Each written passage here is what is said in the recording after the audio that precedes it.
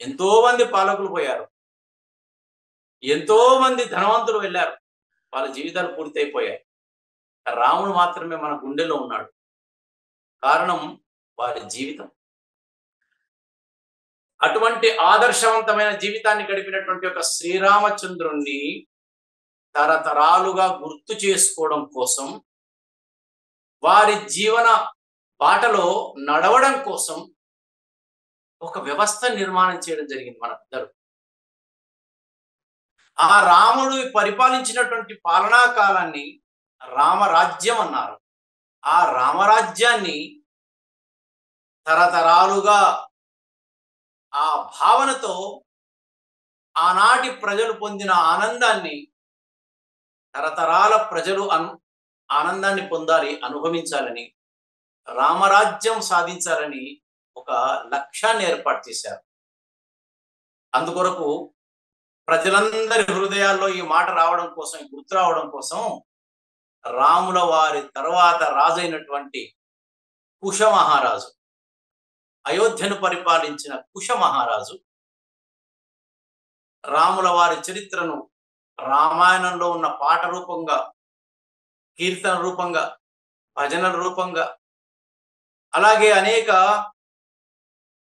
చిత్రాల మాధ్యమంగా, శిల్పాల మాధ్యమంగా ఎన్ని రకాలుగా అవకాశం ఉంటే అన్ని రకాలుగా రాముని యొక్క జీవనాన్ని, రామాయణాన్ని కథలుగా, పాటలుగా, నృత్యాలుగా, భజనలుగా దాన్ని చిత్రించి ప్రజల్లోకి తీసుకెళ్లారు.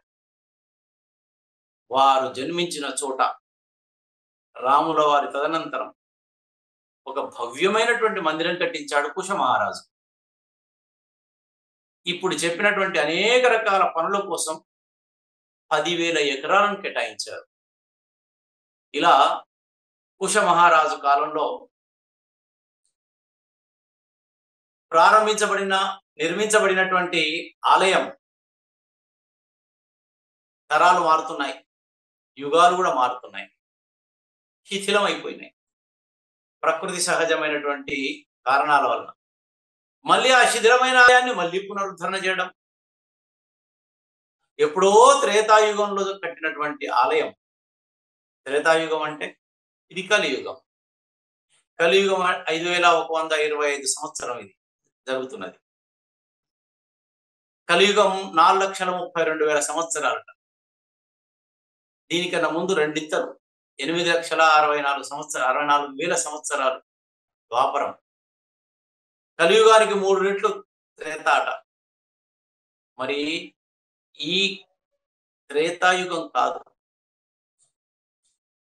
ఇలా కలియుగము, ద్వాపర, త్రేత, కృత, సత్యయుగం, ఈ 4 కలిపితే ఒక మహాయుగం.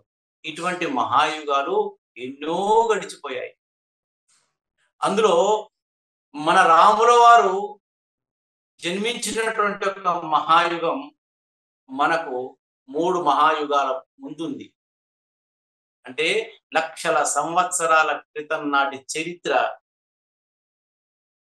లక్షల సంవత్సరాల క్రితమే నిర్మాణం చేయబడినటువంటి ఆలయం.